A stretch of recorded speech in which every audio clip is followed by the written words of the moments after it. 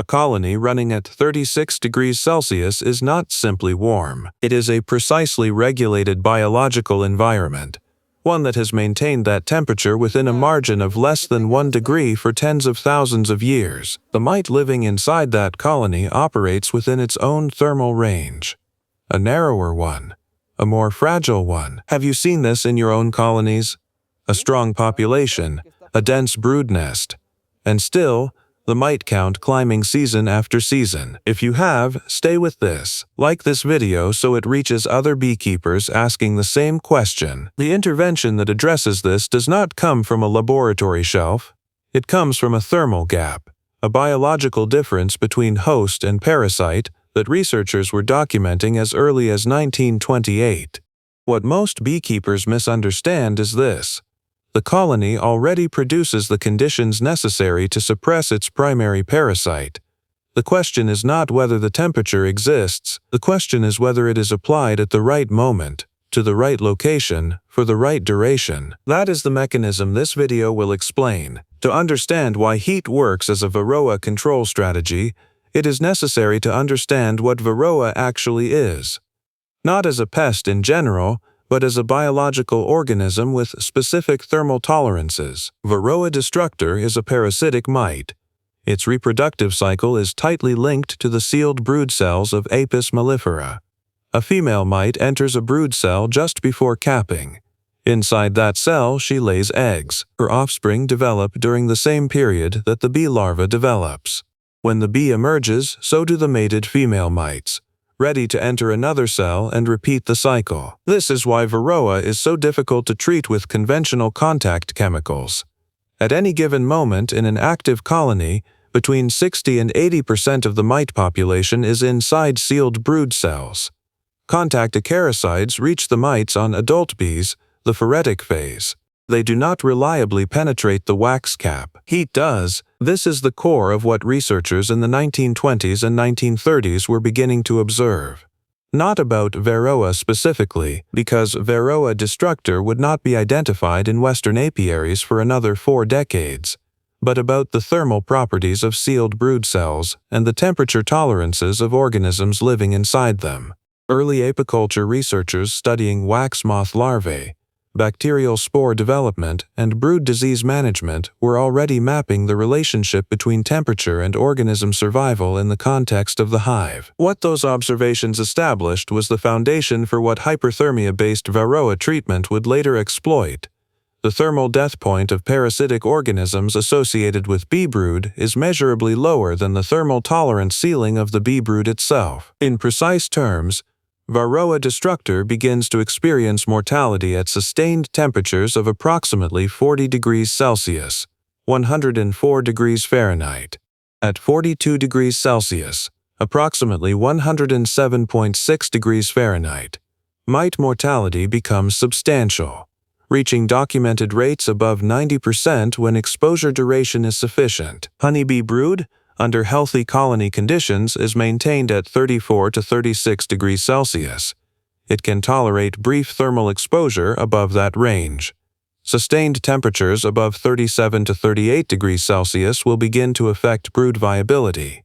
Above 40 degrees Celsius held for extended periods, brood mortality increases. The gap between mite death and brood death is real.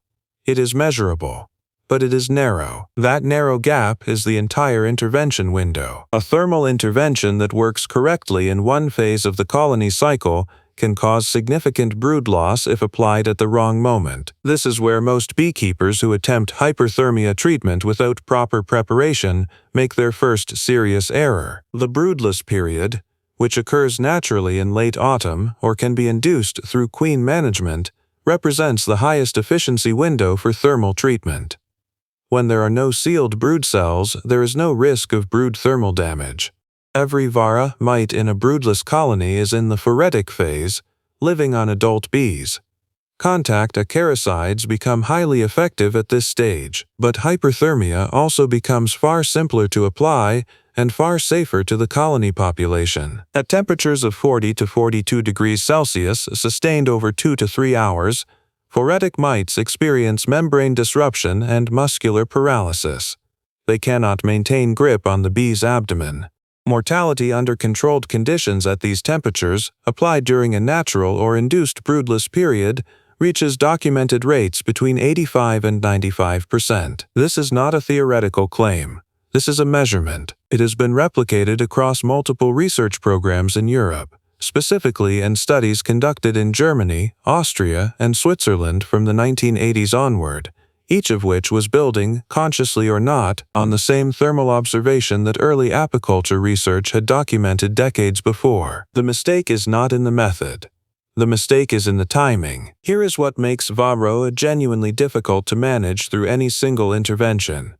The reproductive cycle means that a successfully treated colony can be reinfested from its own sealed brood within days of treatment. If a beekeeper applies a thermal treatment during an active brood period, which is the situation in most colonies from March through October, a portion of the mite population is unreachable inside capped cells. Those cells will emerge over the following 12 days. The emerging mites will immediately enter new cells and begin the reproductive cycle again. A single thermal treatment during active brood conditions will reduce the phoretic mite population significantly. It will not address the mites in sealed brood at the time of treatment. This is not a failure of the method. It is a failure of sequencing. The early commercial apiaries of the 1910s through 1930s understood sequencing as a fundamental principle of colony management, not because they were dealing with Varroa, but because they were managing brood diseases, queen replacement cycles, and honey production windows. The lesson was consistent. A single intervention applied without understanding where the colony is in its biological cycle will produce incomplete results. For thermal treatment in the context of Varroa management, the sequencing principle translates into a specific protocol. Either treat during a natural broodless period or repeat treatment at intervals aligned with the brood development timeline. Worker brood requires 21 days from egg to emergence. Varroa reproductive cycle inside a sealed cell runs from egg to mature mite in approximately 7 days for males, slightly longer for females. A mated female mite will re-enter a new cell within a day or two of the previous cell's emergence. Treatment applied once will kill the phoretic population at that moment. 13 to 15 days later, the approximate time for sealed brood to emerge and for those freed mites to re-enter cells, a second treatment applied to the phoretic population again can address the next wave. 2 properly timed treatments reduce total colony mite load significantly. 3 treatments applied across a controlled broodless period can bring mite counts to levels that allow colonies to enter winter without supplemental chemical intervention in many documented field conditions. The phrase "many documented field conditions" is important. This is not a guaranteed outcome. Colony strength, regional mite pressure, local bee genetics, and application precision all affect results. What the data consistently supports is this: properly sequenced thermal treatment during or around the broodless period reduces Varroa populations to a degree that most single-application chemical treatments cannot match during active brood periods, because chemicals do not penetrate capped cells. The thermal gap between mite death and brood death is approximately 2 to 3 degrees Celsius. That margin is not forgiving. At 38 degrees Celsius, 100.4 degrees Fahrenheit, Varroa begins to experience stress, but mortality is not substantial. Treatment at this temperature is ineffective. At 40 degrees Celsius, 104 degrees Fahrenheit, sustained over 90 minutes to 2 hours, mite mortality increases significantly.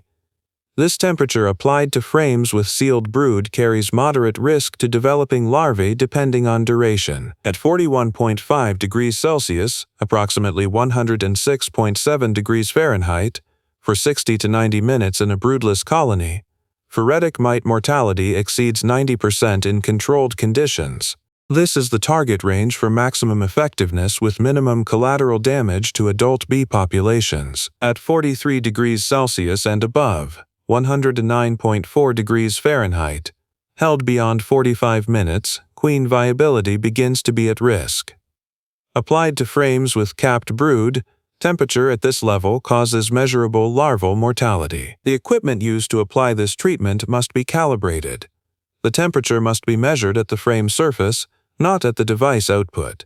Thermal gradient within a treatment chamber can vary by 2 to 3 degrees between the center and edge of the frame, which means that a device calibrated to 41 degrees at its heating element may be delivering 38 degrees to the frame edge, insufficient for reliable treatment, or 43 degrees to the frame center, approaching the risk threshold for brood. This is the primary reason why improvised heating equipment produces inconsistent results, and why early field adoption of thermal treatment, which relied on rough approximations of temperature, produced results variable enough that the method was largely set aside in favor of the convenience of chemical strips. The convenience of chemical strips is real, but the accumulation of acaricide residues in wax, the development of mite resistance to active compounds, and the ongoing regulatory pressure on chemical treatment in food-producing systems have brought researchers and field practitioners back to the thermal approach, with considerably better measurement tools than were available in 1928. Commercial apiaries operating between 1910 and 1940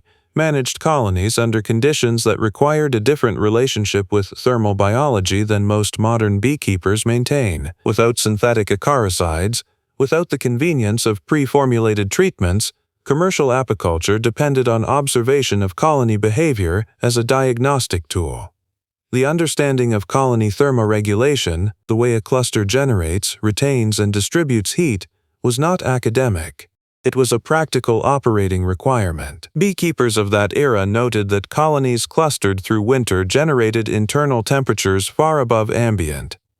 They noted that colonies in early spring used metabolic heat to stimulate brood development before ambient temperatures permitted normal foraging. They noted that a colony's ability to maintain brood nest temperature was directly linked to its ability to recover population strength after winter contraction. What they were observing, and in some cases deliberately manipulating, was the same biological mechanism that thermal treatment for Varroa exploits: the capacity of Apis mellifera to survive and function across a broader thermal range than organisms that co-evolved with it under different ecological conditions. Varroa destructor evolved on Apis cerana, the Asian honeybee. Apis cerana and Apis mellifera maintain similar brood nest temperatures. The mite's thermal tolerances are calibrated to that shared environment, but Apis mellifera displays behaviors under colony stress, tight clustering, fanning, heat generation, that Apis cerana does not exhibit in exactly the same pattern. The thermal gap is not a large one, but it exists. Early researchers identified it without knowing what it would later be used for. For beekeepers managing between 5 and 50 colonies, a practical thermal treatment protocol requires understanding the following parameters before beginning. Colony strength at time of treatment must be at least 5 to 6 frames of bees, sufficient to maintain cluster coherence and internal temperature regulation during and after treatment. Colonies below this threshold should not be treated with heat during the active season, as the thermal stress of the process adds additional pressure to an already weakened population. Treatment should be coordinated with a confirmed broodless period or with the natural late autumn population contraction.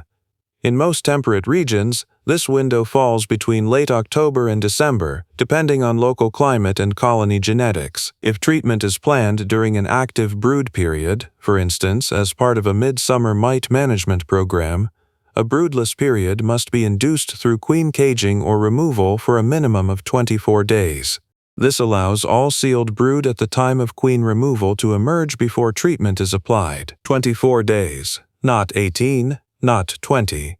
The full 24-day window ensures that even the latest developing worker brood has emerged before treatment.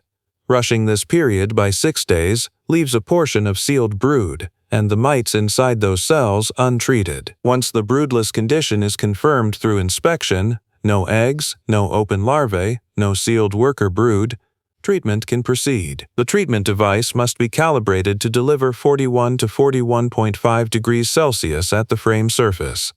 Treatment duration is 90 minutes for phoretic mites in a confirmed broodless colony. Monitor hive ambient temperature before and during treatment. If ambient temperature exceeds 28 degrees Celsius, 82 degrees Fahrenheit, treatment should be conducted in early morning before thermal load builds. Application in midday heat during warm months adds external thermal pressure that reduces the margin for error. Inspect the colony 48 hours after treatment. A sticky board placed before treatment and removed after provides a rough count of mite fall, which serves as a baseline indicator of treatment effectiveness. Natural mite drop in an untreated colony varies, but a significant increase in mite fall on the sticky board within 48 to 72 hours of treatment confirms that the phoretic population has been affected. If the colony remains broodless for a second confirmed week, a second treatment can be applied 7 to 10 days after the first. 2 treatments applied during a 21-day broodless period have been shown in multiple field studies to reduce mite counts to levels below the economic damage threshold for winter colony survival. For a beekeeper managing 10 to 20 colonies, a winter mite load above 3 mites per 100 bees represents a measurable risk of spring colony loss. Spring colony loss at that scale is not abstract. It is 1 to 3 hives that do not survive to the main nectar flow. At current honey production values for small-scale producers, each lost colony represents a meaningful portion of seasonal income that cannot be recovered within the same production year. The cost of acquiring and maintaining a calibrated thermal treatment device is a one-time capital expense. The cost of sustained chemical treatment, strips purchased each season, rotated between compound classes to reduce resistance development, disposed of as regulated waste, is a recurring expense that does not decline over time. The comparative calculation for a small producer managing 15 to 20 colonies favors a front-loaded equipment investment in thermal treatment infrastructure when that investment reduces both the chemical dependency and the predictable colony loss rate associated with uncontrolled mite load. This is not a value judgment about chemical treatment as a category. Chemical treatment, applied correctly and timed appropriately, remains an effective tool. It is a recognition that for small-scale producers operating within a short main nectar flow window, where the loss of even 1 or 2 colonies has disproportionate impact on seasonal yield, reducing predictable mite-related losses has direct income consequences. The flowering window for major nectar sources in most temperate regions spans 4 to 8 weeks. A colony that enters that window weakened by mite pressure, with a reduced foraging force, suppressed brood viability due to deformed wing virus vectored by Varroa, and compromised queen reproductive output, will not recover its productive capacity within the flow period. It will miss the flow. The income from that colony is lost for the season. The mite load that causes that failure was established in the autumn preceding the loss. The intervention window was the previous October or November. That is when the decision was made, even if the beekeeper did not recognize it as a decision. A colony that enters winter with a mite count above 5 mites per 100 bees is not simply at risk, it is following a predictable trajectory. Winter bees, the long-lived generation produced in late summer and early autumn, carry the colony through to spring. These bees are physiologically distinct from summer workers. They accumulate fat bodies, particularly vitellogenin, a protein compound linked to longevity, immunity, and nursing capacity. A healthy winter bee lives 60 to 90 days, sometimes longer. A winter bee developing from a larva that was parasitized by Varroa has a compromised fat body. Its vitellogenin accumulation is reduced. Its immune response is suppressed. Its lifespan is shortened. In high mite load conditions, a colony's entire winter bee cohort can be partially or heavily compromised at the larval stage, before any visible symptom appears at the colony level. By the time a beekeeper opens a struggling colony in February or March and finds a small, weakening cluster, the damage was done in August and September. The mite population that caused it was present in July. The intervention window was June or early July or the previous autumn. This is why mite monitoring is not optional for productive colony management. It is the only mechanism by which the beekeeper can see the approaching failure in time to intervene. An alcohol wash or sugar roll conducted every 4 weeks from June through October provides the data necessary to make treatment decisions before colony populations are compromised. A mite count below 2 per 100 bees in June indicates low population pressure. Monitor and continue. A count between 2 and 3 per 100 bees in July indicates a building population, Plan treatment within the current season. A count above 3 per 100 bees in August indicates a colony under active mite pressure. Intervene immediately. A count above 5 per 100 bees in September means the winter bee cohort is already at risk. Intervention at this stage can reduce ongoing mite reproduction, but cannot restore the viability of larvae already affected. The window closes. It does not reopen. Thermal treatment for Varroa has a documented body of research supporting its effectiveness under specific conditions. That evidence is strongest for broodless period application, weakest for mid-season use without induced broodless management. A single thermal treatment applied to a colony with active brood will reduce the phoretic mite population. It will not affect mites in sealed cells. The reinfestation from emerging mites will restore population pressure within 2 to 3 weeks. A single mid-season treatment applied without broodless management does not resolve the mite population problem. It delays it briefly. The evidence supports thermal treatment as part of a sequenced, monitored management program. It does not support thermal treatment as a single application solution in active brood conditions. This distinction matters because beekeepers who apply thermal treatment once, observe initial mite fall on the sticky board, conclude that the treatment is effective, and then do not follow the broodless period protocol or repeat the treatment in sequence, will see mite counts return and may lose confidence in the method itself. The method did not fail. The sequencing failed. Colony biology does not accommodate shortcuts. The mite's reproductive cycle is fixed. The intervention protocol must be aligned with it, not imposed against it. What the 1928 apiaries were beginning to understand, and what the accumulated research of the past 4 decades has confirmed, is that the colony is not a passive subject of whatever treatment the beekeeper applies to it. It is a biological system with its own thermal logic, its own timing, its own constraints. The Varroa mite is not an invincible organism. It is an organism with a specific thermal vulnerability. That vulnerability exists because the mite's tolerances were shaped by a different host, in a different ecological context, before its transfer to Apis mellifera created the management crisis that beekeepers now navigate every season. The gap between mite death and brood survival is narrow, approximately 2 degrees Celsius. 90 minutes of precise application at the right moment in the colony cycle. That gap has been there since the mite arrived. The question is whether the beekeeper can find it and apply force within it before the window closes. Timing does not wait. The mite does not pause. The colony does not recover on its own, but with a calibrated approach, applied in sequence, aligned with the brood cycle, the thermal method works. Not as a miracle, as a mechanism.